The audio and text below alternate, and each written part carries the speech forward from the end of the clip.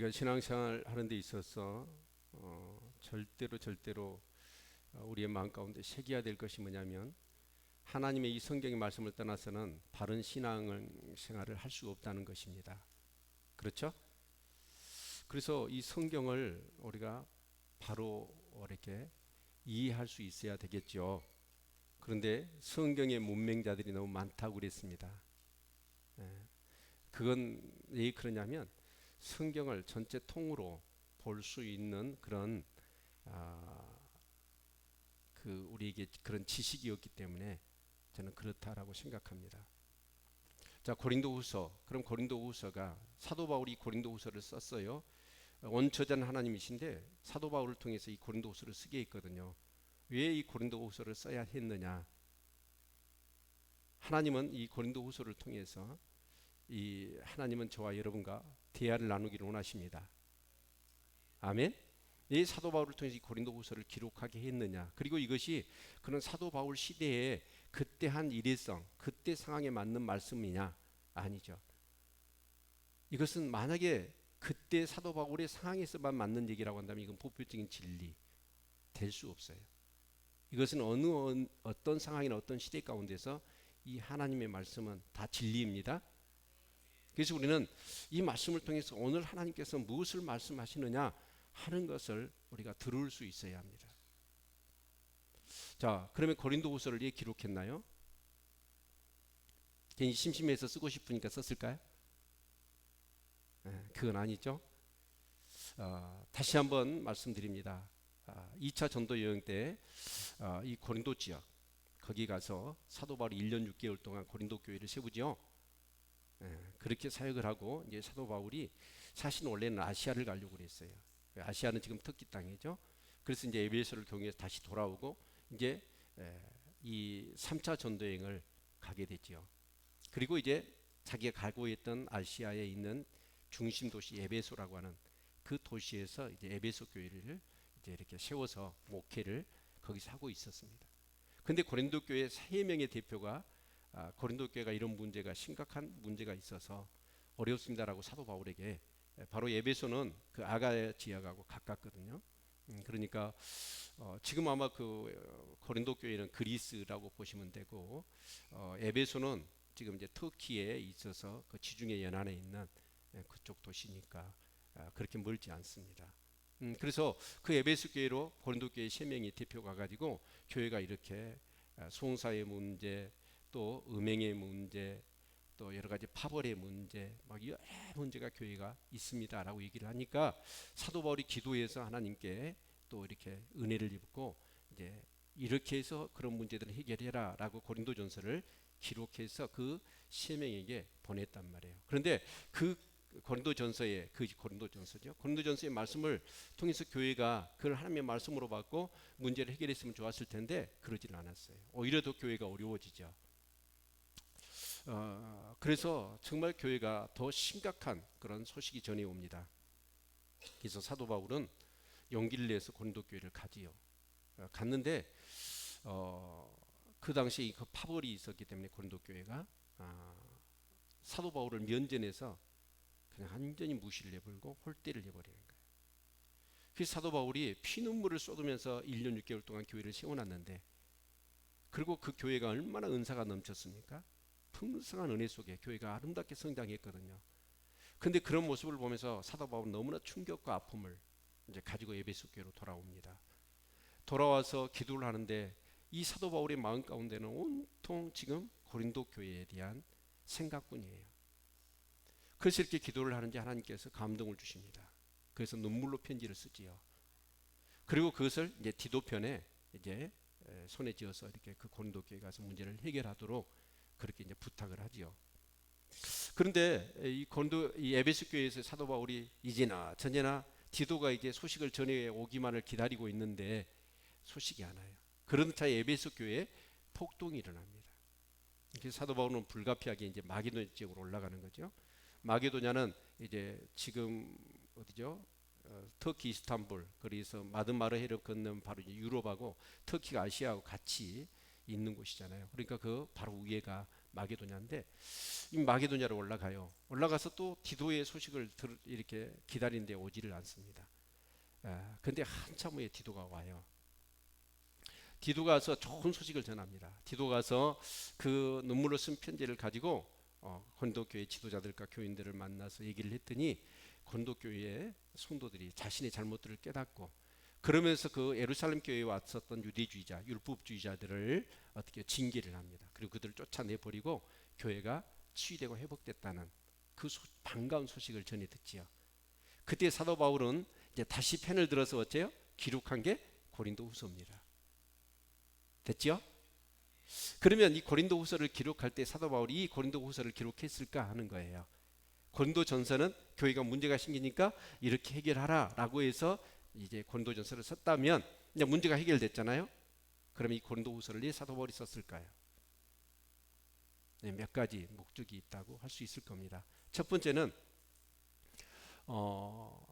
항상 그렇습니다. 사도 바울이 교회를 세워놓으면 유대주의자들이라 가지고 그러니까 그 유대주의자들은 어떤 사람이냐면 예수를 믿지 않는 사람이 아니에요. 예수를 믿어요. 믿지만 예수를 믿어 갖고는 온전히 구원받을 수 없다. 그래서 율법도 행하고 할례도 받아야 된다. 라고 그렇게 생각하는 사람들. 이제 그런 사람들이 사도 바울이 교회를 세워놓기만 하면 나가지고 안 돼. 예수 믿으면 구원. 예수만 믿어 갖고는 안 돼. 그래서 할례도 해야 된다. 그리고 율법대로 살아야 된다. 라고 하면서 고춧가루를 뿌려버리는 거예요. 그런 문제들이 사도 바울이 교회를 세워놓으면 계속해서 사도 바울은 교회를 세우고 또 다른 곳에 가서 교회를 세우잖아요. 그럼 그곳이 찾아가서 교회를 막 그렇게 어지럽게 만들어버리는 거예요. 그래서 사도 바울은 그런 어떤 것들에 대해서 복음과 율법에 대한 정확한 정리를 해주고 싶었던 거예요. 그래서 이 고린도후서를 기록했고, 두 번째는 이제 고린도 그 교회에 사도 바울의 그런 모든 전했던 그 가르침들, 복음이 잘못됐다라는 것을 하기 위해서는 어떻게 해요? 사도 바울이 사도가 아니라는 걸 막 퍼뜨려야 되잖아요. 그래서 사도 바울의 사도성에 대해서 의심을 갖도록 막 그 율법주의자들이 와서 그렇게 얘기를 한 겁니다. 그래서 그것도 바로 잡아줘야 되겠죠. 그래서 고린도후서의 내용을 보면 사도 바울은 자기가 정말 얼마나 하나님의 은혜를 체험했고 기적 같은 은혜들을 체험했는가, 그러면서 내가 부득불 자랑한다 라고 하면서 삼측전에 갔다 온 얘기까지 정말 이렇게 자랑하는, 그래서 자기의 사도성을 증명하는 그런 모습들을 보게 되고, 또 하나의 목적이 있다고 한다면 이게 가장 큰 것이라고 봐요. 이 사도 바울이 1차, 2차, 3차 전도여행을 통해서 많은 교회를 지역마다 세웠잖아요. 세웠는데 꼭 그 예루살렘 교회에서 율법주의자들이 와가지고 고춧가루를 뿌려버리는 거예요. 그러면서 이 유대인들은 지금 몇천 년 동안 이어져 왔던 사고가 뭐냐면, 하나님은 유대인의 하나님, 아브라함과 이삭과 야곱의 하나님이라는 생각을 갖지, 이방인들이 하나님, 이방인의 하나님이라는 생각은 그들은 생각할 수가 없었어요. 그러니까 이방인들은 뭐예요? 그냥 지옥의 불세습관. 그래서 자기들 선민의식, 하나님 우리 유대민족의 하나님이다, 이런 생각이 너무나 강했던 거예요. 그러다 보니까 그 예루살렘 교회는 이방인 교회를 인정해 주질 않아요. 그런데 여러분, 사도 바울은 어때요? 이방인의 사도로 하나님 세우셨잖아요. 그래서 이방인들이 가서 복음을 전할 때마다 그들이 진짜 자신의 죄를 회개하고 예수를 믿고 성령으로 거듭나고 성령 충만케 되고, 그러면서 하나님의 그런 자녀가 되어지는 그런 놀라운 역사들이 일어난 것을 보았는데, 예루살렘 교회와 이방인 교회가 하나가 되지는 못하는 거예요. 서로 반복하면서. 그것이 사도 바울의 사역 속에 내내 마음이 아팠어요. 여러분, 아브라함께 하셨던 약속 세 가지 우리 기억해야 됩니다. 언약이죠. 첫 번째가 뭐예요? 큰 민족이죠. 두 번째 땅이죠. 세 번째 뭐예요? 천하 만민이 예수로 인하여 복받는 것. 이게 세 번째 약속이죠. 아멘. 그래서 여러분, 큰 민족을 이루고 땅을 이루는 유대 민족의 하나님이었어. 근데 그것을 통해서 궁극적으로 하나님은 누구를 보내시냐면 예수 그리스도를 보내시는 거죠. 그리고 그 예수 그리스도를 통하여 뭐예요? 모든 민족이 이제 주께로 돌아오는 거. 이게 하나님의 구속사예요. 아멘.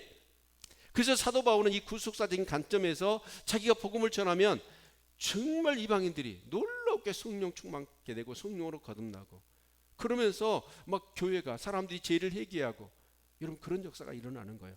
그런데 예루살렘 교회는 이방인 교회를 인정해 주질 않아. 그러니까 얼마나 사도 바울 입장에서는 힘들어요. 이제 그러는 차이에 어떤 문제가 생기냐면, 예루살렘 지역에, 유대 지역에 큰 가뭄이 있습니다. 가뭄이 있어서 이 예루살렘 교회가 재정적으로 굉장히 어렵고 사람들이 굶주림에 너무 힘들어하는 거예요. 그래서 사도 바울은 복음을 전하면서 그 마게도냐나 아가야나 아시아에 있는 그런 곳은 여러분 유대 지역하고는 멀리 떨어져 있잖아요. 그러니까 거기는 가뭄이 없어. 그러니까 어쩌냐, 우리가 영적인 신령한 것을 그 예루살렘 교회를 통하여 공급을 받았으니까 이제 우리는 육적인 것을 같이 나눠야 된다 라고 하면서 사도 바울이 아가야, 마게도니아 또 아시아에 있는 교회를 세우면서 그 교회들에게 뭘 부탁을 했냐면 헌금을 부탁한 거예요. 그래서 우리가 지금 이방인 교회, 유대인 교회가 서로 반목하고 하나가 되지 못하여, 그런데 이 우리가 하나라는 것, 그것을 이 물질을 통하여 우리가 사랑으로 그들을 섬기면서 정말 하나 되어지는, 그것을 사도 바울이 원했던 거예요. 그래서 헌금을 하자라고 가는 곳마다 그렇게 이방인 교인들에게 부탁을 한 거예요. 그렇죠? 여러분, 진짜 여러분, 하나님은요, 예수 그리스도는요 어마어마하신 분이에요. 예요?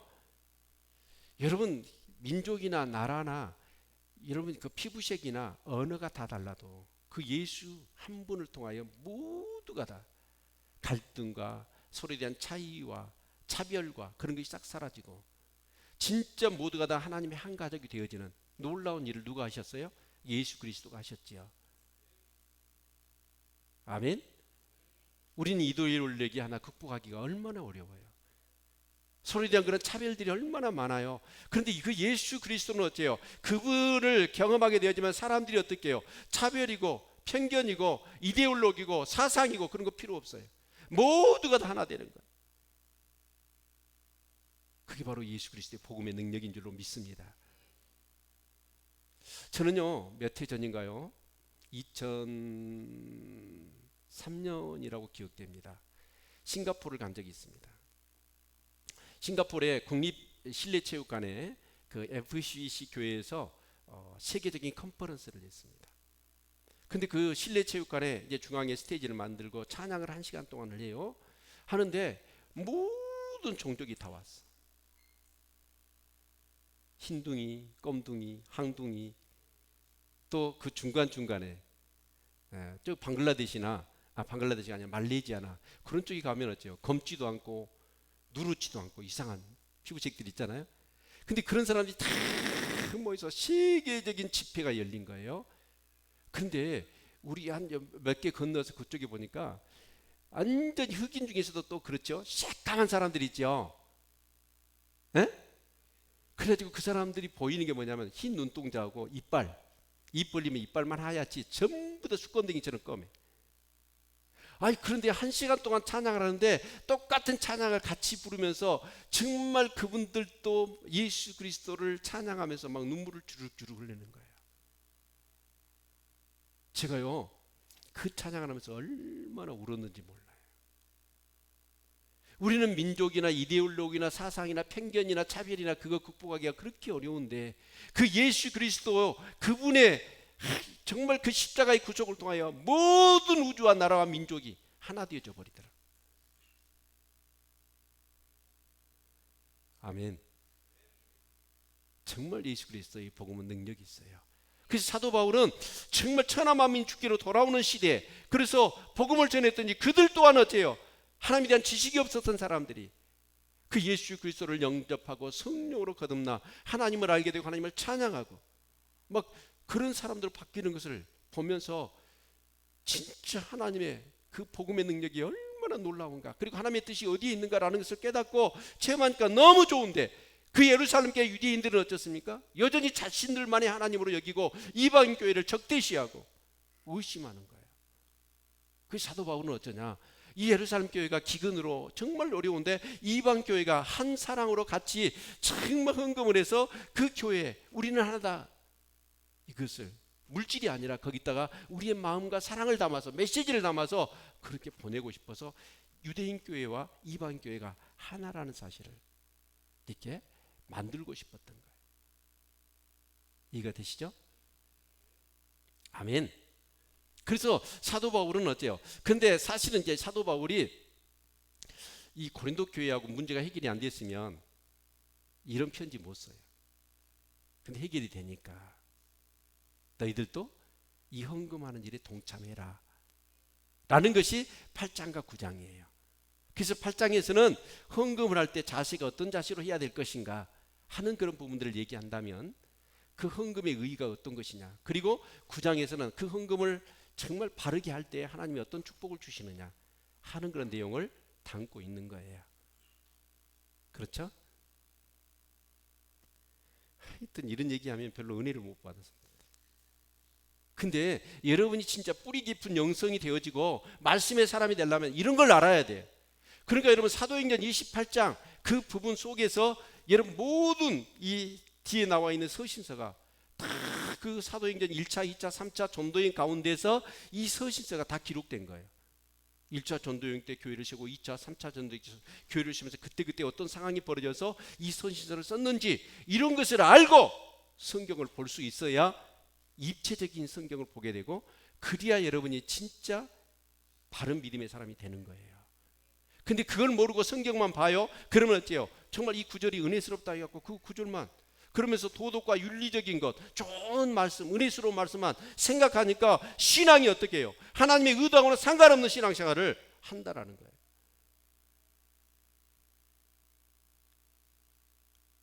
그래서 결국 성령의 문맹이 되는 거예요. 성경의 문맹이. 이런 걸 아셔야 돼. 아멘? 역사적인 배경을 알아야지. 여러분 성경은요 경전이 아니에요. 성경은 역사예요. 따라서 합시다. 성경은 역사다. 성경은 역사예요. 역사적인 시간과 공간 속에서 분명히 일어난 사건을 얘기하는 거예요. 그것에 근거하여 이 성경을 봐야 되는데 그렇진 않아요. 그러니까 경전, 도덕, 영성 그런 것만 추구하는 거예요. 아니에요. 성경은 역사예요. 역사 가운데 분명히 일어난 사건이에요. 아멘. 뭐 힘들 때 위로받고 여러분 잠 안 올 때 성경 보면 잠 오게 만들고 그런 게 아니라고요. 이게 엄연한 현실이고 역사라니까. 아멘. 그러니까 이런 공부. 그래서 정말 저는 이제 10월 달에 우리 교회 구속사 지금 남학에서 하고 있고 사모예수도 금요철학회 한번 했는데 정말 이 구속사를 좀 우리 교인들이 다 했으면 좋겠어. 그래서 창세기부터 요한계시록까지 이 역사적인 관점의 성경을 보는 안목이 열려야 돼. 그렇죠? 꼭 그러시기를 바랍니다. 네.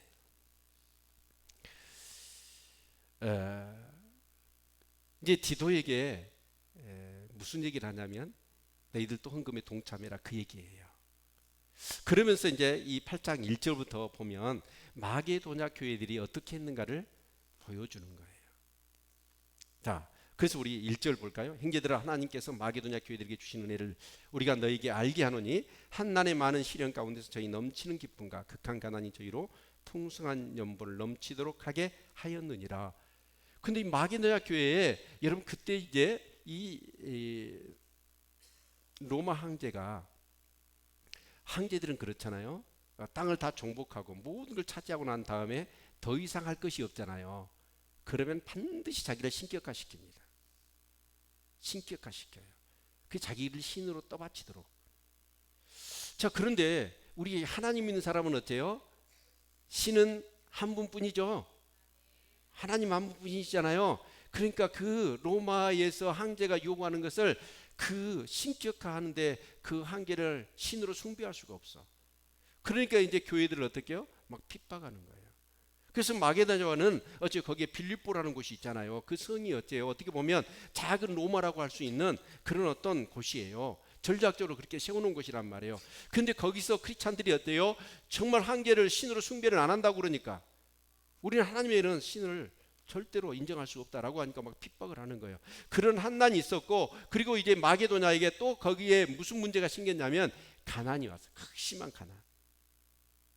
그런데 사도 바울이 어때요? 헌금을 하라고 그러니까 그 마게도냐 교인들이 어때요? 그 극심한 그 어떤 가난과 큰 한난 가운데, 한난의 많은 시련 가운데서 그들은 뭘 했어요? 많은 헌금을 했다라는 거예요. 혹시 여기서 헌금 얘기를 지금 하는데 막 마음이 오그라들고 마음이 다치려고 그러고 또 이렇게 알레르기 반응이 일어난 사람은 정말 여러분의 구원을 하긴 의심해 봐야 돼요. 그렇죠? 대답도 안 하시. 네. 자, 근데 이 시련, 한란의 시련에 많은 것이 있었고 극심한 가난이 있었는데 이 마게도냐 교회는 오히려 더 풍성한 헌금을 했다. 지금 그 얘기를 하는 거예요. 근데 왜 그게 가능했을까요? 여기 보니까 결국 뭐냐면 은혜예요. 은혜. 아멘. 그들이 은혜 받았다는 그 증거가 어디에 있냐면, 자, 우리 5절 볼까요? 우리의 바라던 것뿐 아니라 저희가 먼저 자신을 주께 드리고 또 하나님의 뜻을 쫓아 우리에게 주었도다. 그러니까 이 마게도냐 교인들은 어쩌냐, 그 헌금 얘기를 했더니 그 우리가 바라던 것이란 게 헌금이잖아요. 근데 그 헌금은 둘째치고 그들은 뭐예요? 자기 자신을 주께 드려버려요. 자기 자신을 주께 드려요. 그러니까 저는 이렇게 말씀드리고 싶어요. 교회를 여러분이 다니시는데 항상 뭘 생각해요? 내가 거듭났느냐? 내가 진짜 물과 성령으로 거듭났느냐? 그걸 확인하셔야 되고, 두 번째는 십자가 부활을 내가 정말 체험했느냐? 세 번째, 내가 성령 충만하냐? 이것을 항상 확인하시는 우리 성도님들 되시기를 바랍니다. 아멘. 거듭남의 체험이 없고 여러분 십자가 부활을 경험하지 못하고 성령 충만하지 않는다고 한다면 항상 이 물질 생활에 걸릴 수밖에 없습니다. 이 물질은 내 것이라고 생각해요. 내 주인은 나라고 생각해요. 내 인생은 내 것이라고 생각해요. 그러나 거듭났고 십자가 부활을 체험하고 성령 충만한 사람들은 어떻습니까? 항상 어째요? 내 것을 내 것이라 하지 않습니다. 나는 나의 것이 아니에요. 주님의 것이에요. 인정하시나요? 인정하시나요? 이것이 인정이 안 되어진다면 여러분, 나는 거듭나지 못한 사람이고 진짜 십자가 부활을 체험하지 못한 사람이고 또 그것을 체험했다 할지라도 아직 성령이 충만하지 못한 거예요. 근데 이 마게도냐 교인들은 어쩌냐? 이 사도 바울이 이런 취지로 우리가 헌금을 하자라고 했더니 사람들이 어째요? 아니 그 헌금뿐만 아니라 이 사람들은 전부 다 자신을 주께 자기 자신을 주께 드려버려.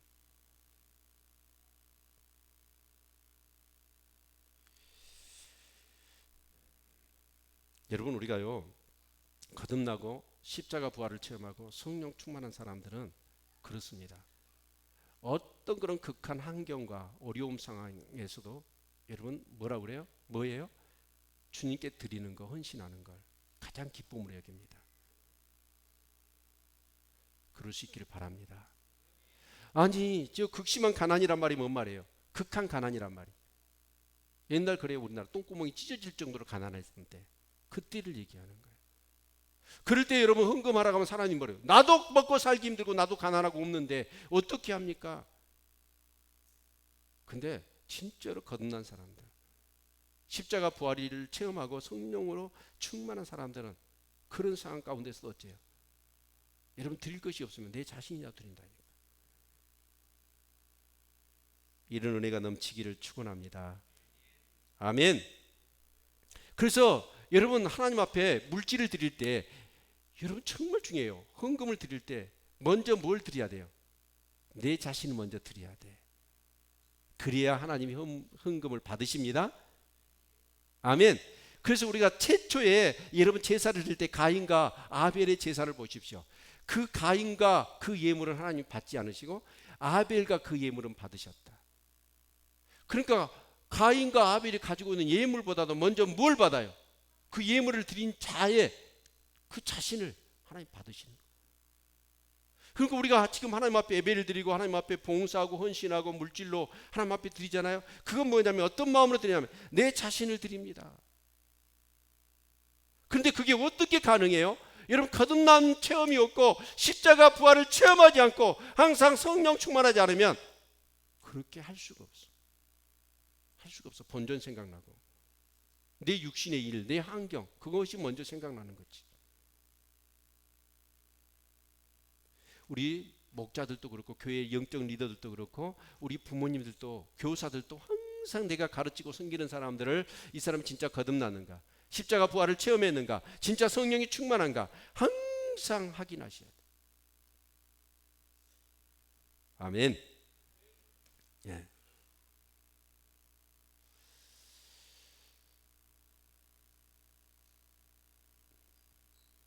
이 마게도냐 교회가 이렇게 그렇게 한란의 그 많은 시련 가운데, 극한 가난 가운데도 그들은 이렇게 풍성한 연보를 했고, 그러면서 그 연보뿐만 아니라 이 마게도냐 사람들은 막 자신을 바치려고 하더라. 지금 이 얘기를 해주는 거예요. 그러면서 고린도 교인들한테 뭐예요? 너희도 이렇게 헌금을 해라, 그 얘기예요. 됐나요? 아멘. 예. 그래서 6절에 보니까 이러므로 우리가 디도를 권하여 너희 가운데서 시작하였으니 이 은혜를 그대로 성취케 하라 하였노라. 오직 너희는 믿음과 말과 지식과 모든 간절함과 우리를 사랑하는 이 모든 일에 풍성같이 은혜도 풍성하게 할지니라 라는 얘기를 하는 거예요. 그래서 내가 디도를 보내니까 그 디도 편에 헌금을 많이 해서 그렇게 은혜가 풍성하게 하도록 해라, 그 얘기입니다. 그런데 그들이 1년 전에 어떻게 했냐면 사도 바울이 10절을 같이 한번 읽어볼까요? 10절 시작. 이 일에 내가 뜻만 보이노니 이것은 너에게 유익함이라. 너희가 1년 전에 행하기를 먼저 시작할 뿐 아니라 원하기도 하였은즉. 근데 1년 전에 고린도 교회 사도 바울이 정말 그 교인들하고 할 때 그 교인들이 어땠냐면 소원을 했어. 그런 취지라면 우리가 헌금하겠습니다 하라고 해서 한 것뿐만 아니라 그들이 뭘 했어요? 원했다는 거예요. 그러니까 그런데 1년 전에 그들이 하나님 앞에 약속을 해놓고 해요 안 해요? 안 했다, 그런 뜻이에요. 여러분, 여기서 기억해야 될 것이 있습니다. 정말 저와 여러분이 하나님 앞에 소원한 것이 있거들랑 해롭더라도 하시기를 바랍니다. 아멘. 소원한 것은 반드시 하나님 앞에 해야 돼요. 지켜야 돼요. 여러분, 그걸 지키지 않으면 하나님이 강제징수합니다. 우리 박종철 집사님이 자주 하는 게 강제징수. 소원의 사람 앞에 드린다고 했는데 여러분이 안 드리잖아요. 그러면 하나님이 그거 안 드리게 나면 여러분이 안 드리면 여러분한테 결코 유익이 안 돼. 그래서 하나님은 강제로 징수하십니다.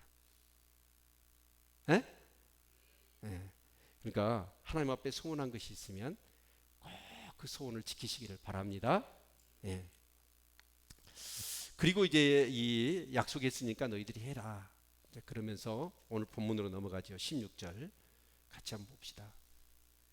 그래서 너희를 위하여 이 같은 간절함을 디도의 마음에도 주시는 하나님께 감사하노니 제가 고난을 받고 더욱 간절함으로 차원하여 너희에게 나아갔다. 그러니까 하나님께서는 어떻게 하느냐, 이제 이 헌금을 거두러 가려고 하니까 누구를 보내야 되냐 생각나는 사람이 있어서 디도예요. 그래서 디도를 보내는 거예요. 여러분 어쩌나요? 사도 바울에게 있어서 이 디도는요 너무나 귀한 사람이었던 것 같아. 왜냐하면 사도 바울이 이렇게 사역을 하다가 힘들고 어렵잖아요. 어려운 문제가 생기잖아요. 그러면 사실은 이제 이 사도 바울은 최고 리더십이에요. 리더십이니까 만약에 그 당사자들하고 문제가 생기면, 그러니까 고린도 교회 고린도후서 1장 2장을 보면 사도 바울이 자꾸 변명을 해요. 어떤 변명을 했던가요? 아니, 묵상을 했어야 알지. 진짜 큰일 났네. 무슨 변명을 합니까? 그럼 얼른 성경을 찾아보든지. 저도 안 가르쳐줄래요. 사도 바울이 고린도 교회하고 문제가 생겨서 한번 갔다 왔다 그렇잖아요. 그때 완전히 무시를 당했어. 그리고 이제 그런 상태에서 다시 고린도 교회인데 가면 어때요? 오히려 더 큰 싸움만 나. 문제가 해결이 안 돼. 그래서 사도 바울은 고린도 교회를 가기를 원했지만 내가 가지 못했던 변명을 자꾸 해요. 예요. 이 상태에서 너희들 만나면 너희들과 오히려 감정이 격화되고 육의 싸움만 일어나니까 내가 성령께서 계속 내 마음에 경영을 이렇게 하신다. 가지 말라고. 그래서 너희들에게 안 간 것뿐이다. 오해가 없기를 바란다. 막 그 얘기를 하잖아요. 그래서 사도 바울이 최고 리더십이니까 이게 가서 이렇게 뭐가 부딪혀버리면 누가 중간에서 그걸 해결할 뭐 방법이 없어요. 그래서 사도 바울은 어쩌냐? 그런 문제가 있어서 이제 자기가 나서서 뭐 문제를 해결할 수가 없어. 그래서 생각나는 사람이 누구예요? 디도예요. 그래서 여러분 디도는요, 보면 사도 바울의 사역 속에 가장 어려운 문제가 생길 때마다 사도 바울이 생각이 나. 디도를 보내면 문제를 해결할 수 있겠구나. 그래서 고린도 교회 디도에게 눈물로 쓴 편지를 주어서 보내잖아요. 그랬더니 디도가 어째요? 문제를 해결했죠. 나중에 이 디도는 그 지중해 그 멜리나 섬인가요? 그 어디죠? 오늘 생각이 안 나네. 섬이 무슨 섬입니까? 그 수리 안디옥에서 1차 전쟁에 있을 때 그레데 섬, 그레데 섬에 들리죠. 그래서 거기다가 교회를 세워요. 에? 그래서 교회를 세웠는데 그 그레데 섬에도 문제가 생겨. 그래서 나중에 사도 바울이 누구를 파송하냐면 디도를 파송해요. 디도를 파송했더니 디도가 어째요? 그곳에 가서 문제를 다 해결해 버려. 그리고 나중에 그 그레데 섬이 그 디도가 얼마나 사역을 잘했던지 그 섬의 근 90%가 전부 다 예수를 믿고 부흥의 역사가 일어나요. 우리 그렇잖아요. 중도랄지 앞에 돌아갈지 이런 데 섬들이 어쨌죠? 거의 대부분 막 90%가 다 크리스찬이잖아요. 그래서 교회 안 다니면 품앗이를 못 한대. 왜요? 교인들끼리 같이 막 그러니까 교회를 가야 교인들이 서로 이렇게 품앗이가 되고 그래. 그 정도로 이 그레데 섬이 막 그렇게 복음화율이 높았어. 그러니까 사도가 아니라 이 디도가 문제가 있는 것이 보내기만 하면 문제를 해결하고 그냥 하나님께 크게 영광 돌리는 사역들을 이루어 버리는 거예요. 그렇죠? 그래서 이 사도 바울은 뭐 문제만 생기면 그 문제를 해결할 수 있는 사람으로 딱 떠오르는 사람이 누구예요? 제가요, 교회가 마음 문제가 생겼어. 근데 제가 개입해 갖고는 오히려 문제만 꼬여. 그러면 누구를 보내면 이 문제를 해결할까? 딱 떠오르는 사람 누구일까요? 누구? 남학에서는 이구동성으로 얘기를 하던데 누가 보내면 된다고. 네. 누가 생각날까요? 네? 누가가 생각나요? 그래서 누가라고 그러더라고. 네, 누가는 아닌 것 같아.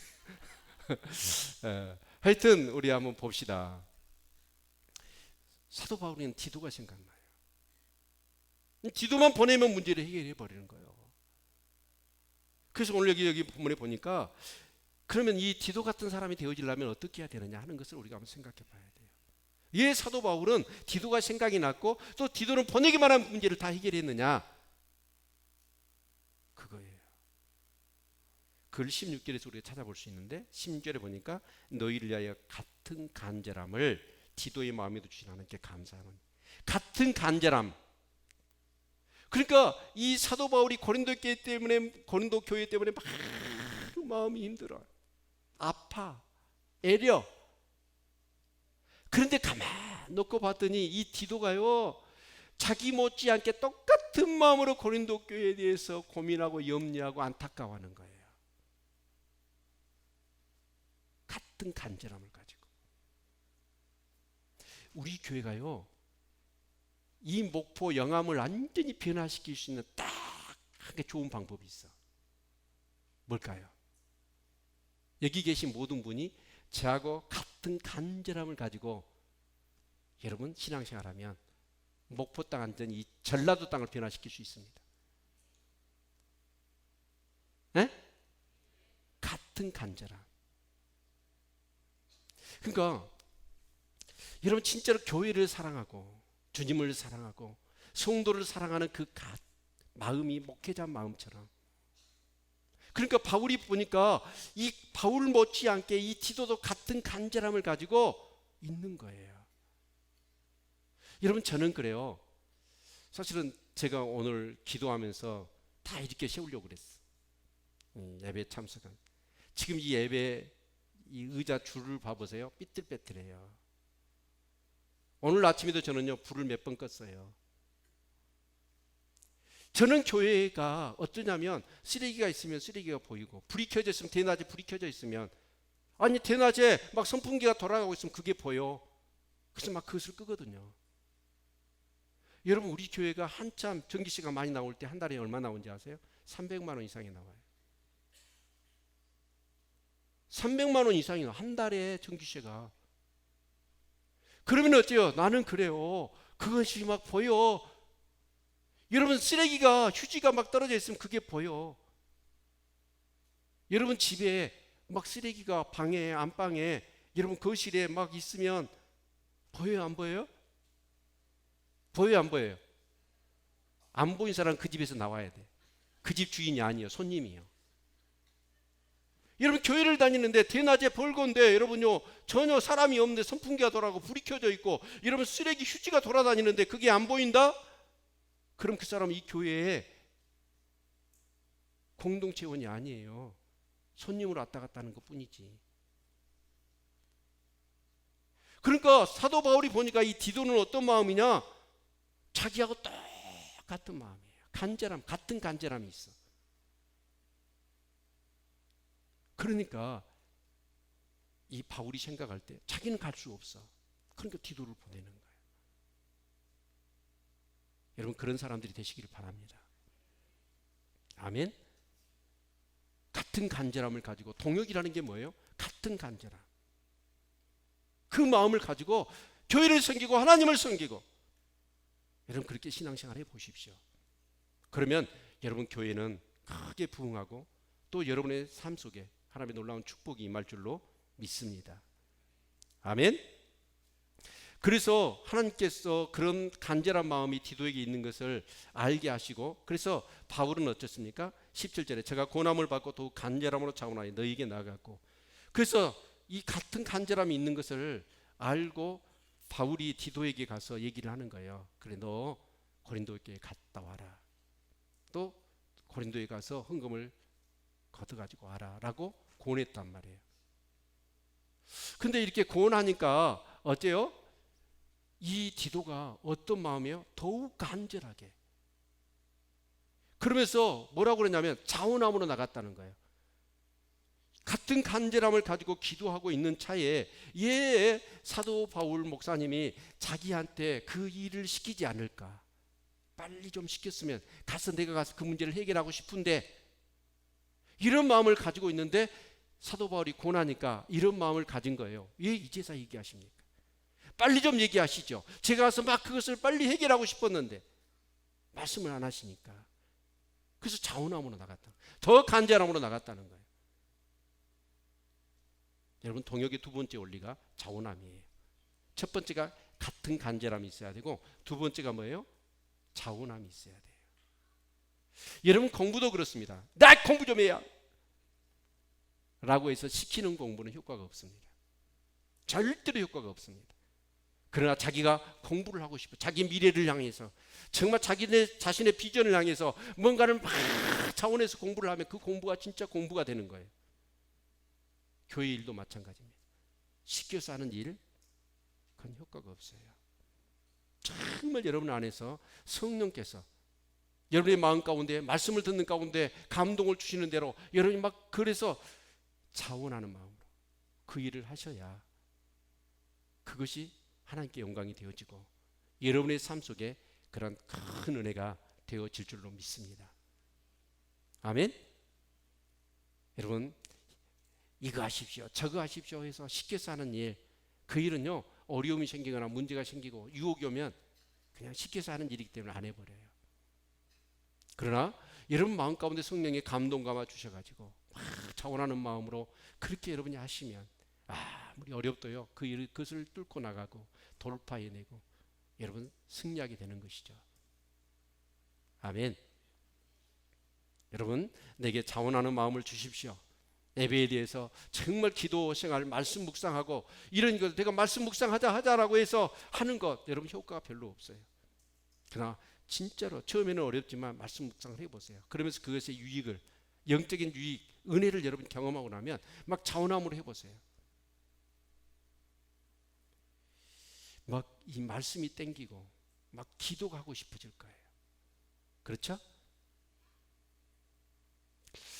뭐가 땡기는 거 은혜가 막 땡겨 말씀이 땡기고 기도가 땡겨 그걸 목마름이라고 그러죠. 제가 가난한 전도서 시절이었어요. 달동네 하나님이 은혜를 주셔서 거기서 신혼집을 차렸습니다. 교회까지는 걸어서 한 30분 40분 걸리죠. 그날 이렇게 청년회 이렇게 모임을 끝내고 이제 집을 걸어가는데 교회에서 집으로 걸어가는데 조그만한 수퍼예요. 수퍼 앞을 지나는데 그때 그 얼마나 가난했는가 모르겠어요. 뭐 과자 하나를 사 먹고 싶어도 그렇게 먹을 수 있는 상황은 됐겠지만 제가 막 그렇게 전략을 해야 되는 그런 상황이었던 것 같아요. 근데 그 수퍼를 딱 지나가는 중에 진열대에 이렇게 과자들이 딱 진열이 돼 있다고요. 순간 아니 비닐 포장되어 있는 그 과자 냄새가 나는 거예요. 그러면서 그 과자 냄새가 나를 막 땡기는 거예요. 와 이래서 도둑질하구나. 땡기니까 아니 막 과자를 먹고 싶어요. 어쩔 때는 그렇잖아요. 통닭 튀기는 냄새가 나면 막 굶주렸는데 막 뼛속까지 그 냄새가 스며들지요. 그리고 막 땡기지요. 별로 경험을 안 해봤는가. 요즘은 그러잖아요. 막 며칠 몇 끼 굶어도요 여러분 괜찮아지요. 예요? 축적되는 지방이나 그런 것들이 몸에 많아. 근데 옛날 보릿고개가 있고 그럴 때는 어때요? 고기는 못 먹어. 맨날 공당 보리밥에. 근데 한 끼라도 굶으면 다리가 후들거려. 막 하늘이 노래져. 막 그래서 막 땡기잖아요. 그렇죠? 근데 언제 막 말씀이 땡기고 기도가 땡기냐? 자원함이 있을 때. 말씀을 보고 싶어요. 막 기도하고 싶어. 은혜 받고 싶어. 한 번 더 하나님의 임재를 경험하고 싶어. 그게 언제 오냐? 여러분이 막 자원함으로 하나님 앞에 친밀한 하나님의 임재 가운데 막 나오고 막 말씀을 보고 여러분 기도해 봐야 그럴 때 막 은혜의 맛을 알아. 고기도 먹어본 사람이 먹는다고 막 땡기는 거예요. 그걸 주는 게 뭐냐면 자원함이에요. 아멘. 이번에 여름 성경학교 때 제가 뭔 설교를 하다가 아이들한테 이런 얘기를 했어요. 목사님 때는 선생님이 내 이름 불러주면 영광이었고 선생님 뭐 시키면 공무신 탄내가 나도록 달려갔다. 그런 얘기를 했어. 그러니까 얘들이 이런 얘기를 어디서 안 들어봤는가. 나중에 복수 노트를 썼는데 그 뒤에 보면 공무신 탄내가 나도록 그 얘기를 많이 썼더라고. 이 어떤 애는요 반장 선거가 있었대요. 근데 반장이 됐어. 근데 본인이 반장을 내려놓고 부반장을 시켜주라고 그랬대. 이유가 뭐냐고 그 엄마가 얘기하더라고. 가만 봤더니 선생님이 반장은 안 시키고 맨날 부반장만 시키더래. 그래서 자기는 선생님 시키는 게 좋으니까 반장 내려놓고 부반장이 됐대. 그러니까 우리 때는 그랬어요. 선생님이 불러주면 영광이고 뭐 시키면 영광이었죠? 네?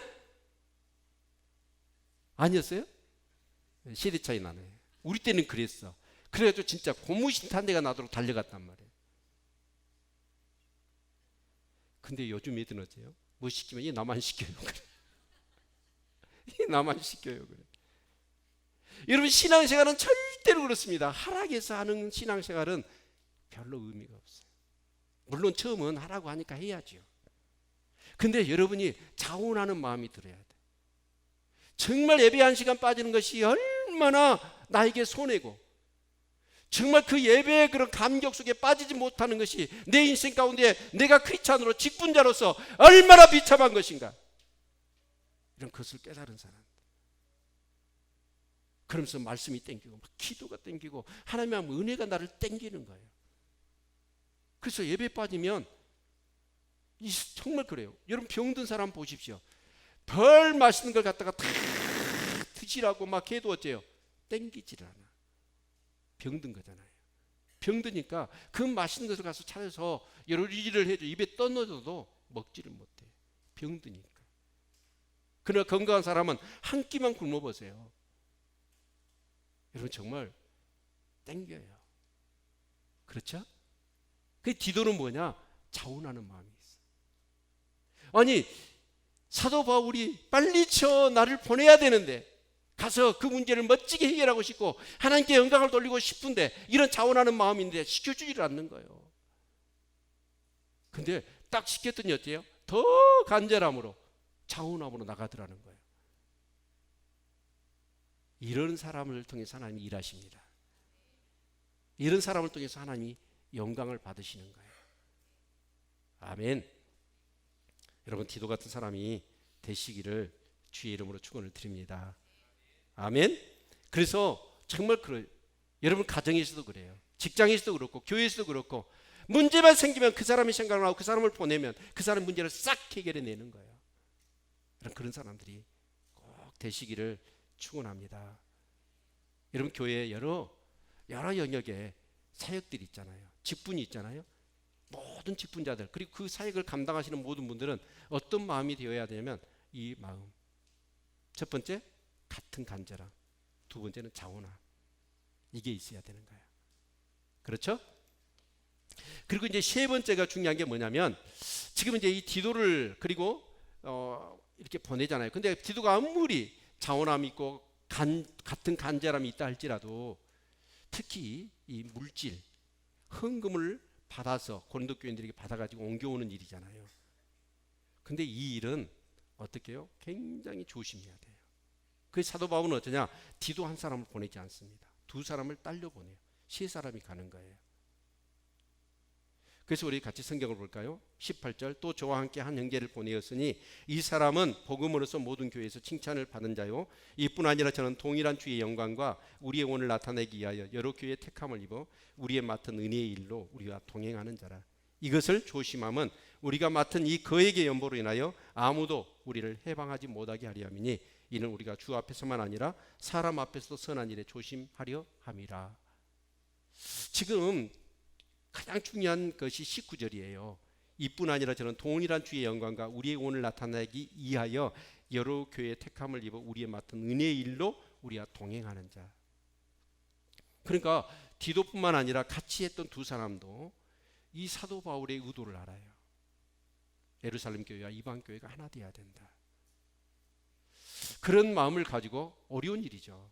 여러분 이렇게 헌금을 걷어가지고 오라는 일 쉬운 일이에요? 어려운 일이에요? 저 어렸을 때 그랬어요. 마을이 그래요. 한 공동체잖아요. 다 한 식구 같잖아요. 우리 어렸을 땐 그랬습니다. 그래서 부모님이 심부름을 시켜요. 어쩔 때 좋냐면 야 맛있는 것 이렇게 집에 있잖아요. 했거나 좋은 것이 있으면 그거 갖다가 이웃에게 나눠주라. 갖다 줘라.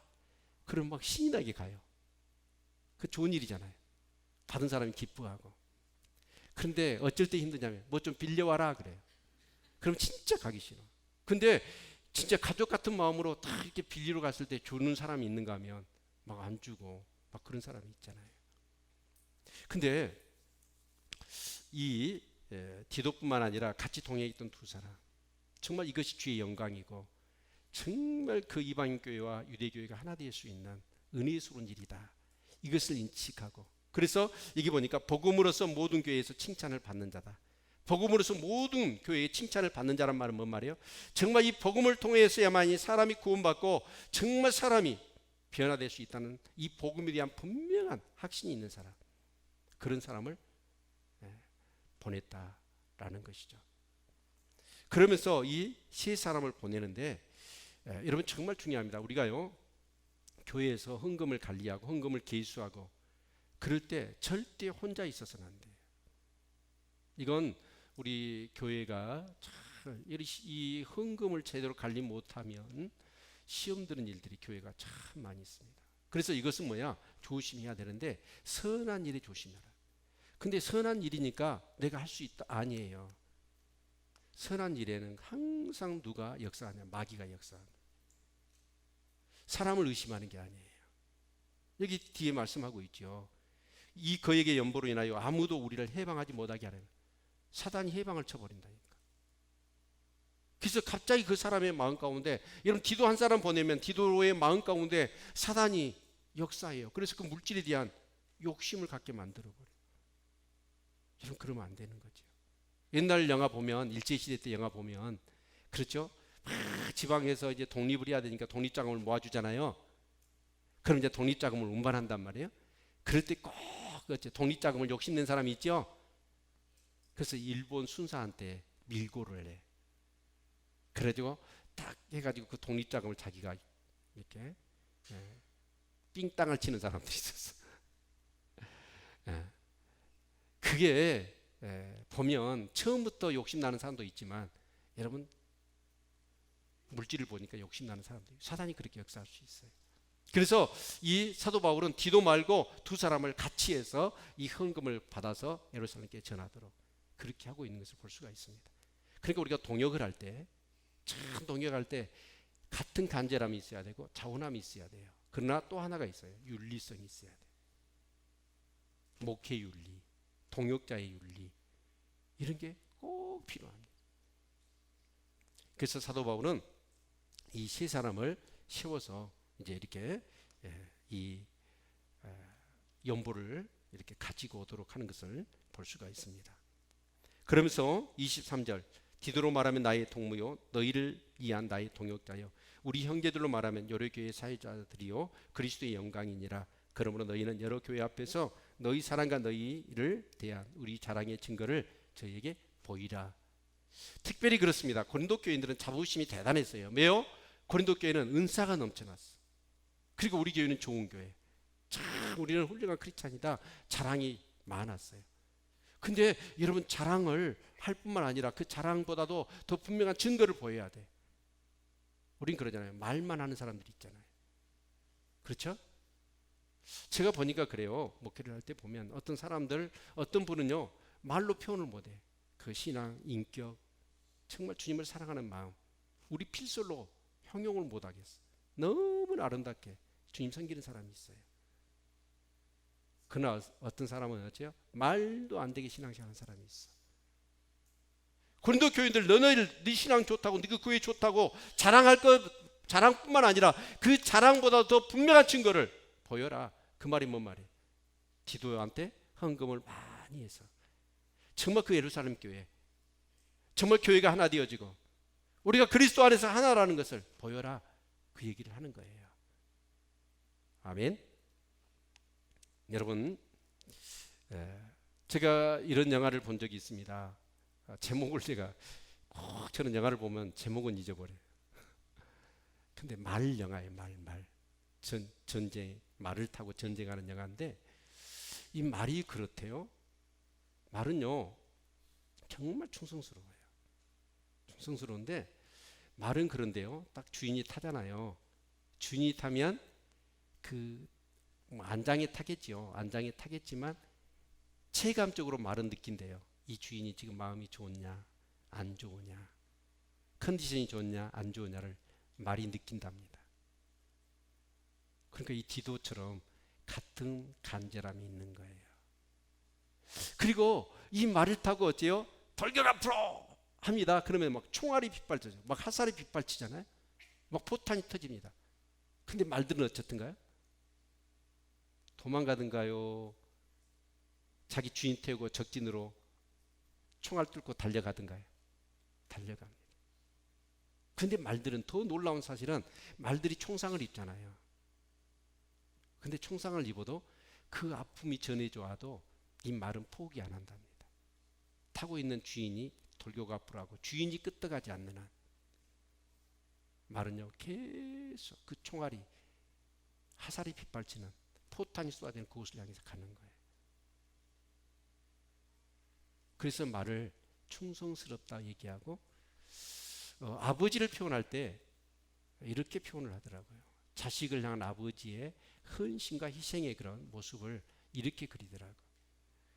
어디에서 그 표현인지는 모르겠지만 서서 자는 말은 서서 자지요. 여러분 그렇습니다. 여러분 그 한간 미물이었던 말도 그 주인을 위하여 그렇게 충성하거든요. 주인의 마음을 알아. 총알이 빗발치더라 주인이 명령을 떨어지면 그 일을 향해서 가는 거예요. 여러분 정말 저와 여러분이 그리스도를 통하여 하나님을 통하여 어떤 은혜를 받았습니까? 여러분 그리스도의 아름다운 디도와 같은 동역자 되셔서 언제나 같은 간절함이 있고 자원함이 있고 정말 성결하고 그래서 정말 그리스도의 아름다운 동역자로 이 땅에 많은 사람들이 문제를 안고 있는데 그런 곳에 교회마다 사람들마다 어떤 영역마다 정말 찾아가서 문제를 해결해내는 정말 아름다운 그리스도의 동역자들이 되시기를 주님의 이름으로 축원을 드립니다. 우리 복습 노트를 좀 써볼까요?